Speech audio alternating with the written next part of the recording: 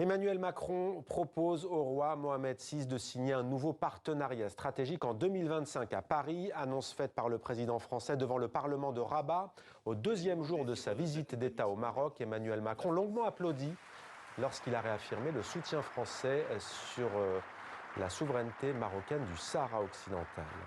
Lutte contre le terrorisme aussi, qui doit continuer de nous unir. Je pense à l'immigration illégale et à la nécessité d'une coopération naturelle et fluide en matière consulaire. Chacun voit bien que cette question est aussi une question de confiance réciproque. Elle constitue pour beaucoup de Français une attente des plus fortes. Jamais la France n'a manqué au Maroc sur toutes les questions existentielles auxquelles il a fait face. Et je pense, bien sûr, en premier lieu, au Sahara occidental. Et je le réaffirme ici devant vous.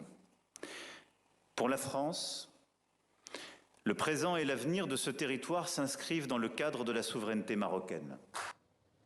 Et on retrouve en direct de Rabat notre correspondante au Maroc, Maude Ninov. Bonsoir Maude. Emmanuel Macron a donc fait plusieurs annonces au cours de son discours devant le Parlement de Rabat. Alors effectivement, il s'agit surtout de confirmation de tous les grands axes évoqués. Ce discours est un habile mélange entre les intérêts partagés avec le Maroc et les intérêts de la politique française. Alors concrètement, côté marocain, eh bien évidemment, le sujet c'est le Sahara. La France était attendue, elle a confirmé son soutien, j'ai un écho, donc son soutien au plan d'autonomie marocain.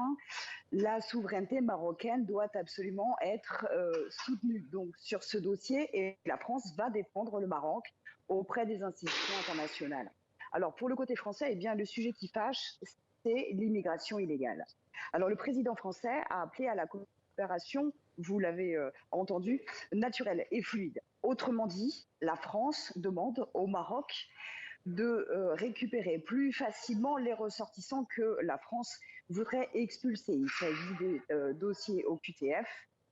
Le président français, en retour, a parlé visa, légalité, circulation et particulièrement des étudiants.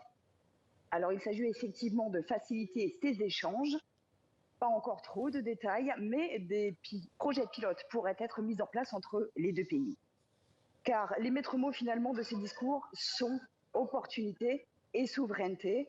Le président français a appelé les investisseurs français à travailler avec le Maroc et a demandé au Maroc, propose au Maroc, de signer une nouvelle convention cadre en 2025. On le sait, effectivement, le roi Mohamed VI a accepté l'invitation d'Emmanuel Macron. Il sera donc l'année prochaine à Paris. Maude Ninov en direct de Rabat au Maroc. Merci Maude. On reviendra longuement sur cette visite d'État d'Emmanuel Macron au Maroc dans le grand angle tout à l'heure dans la deuxième partie.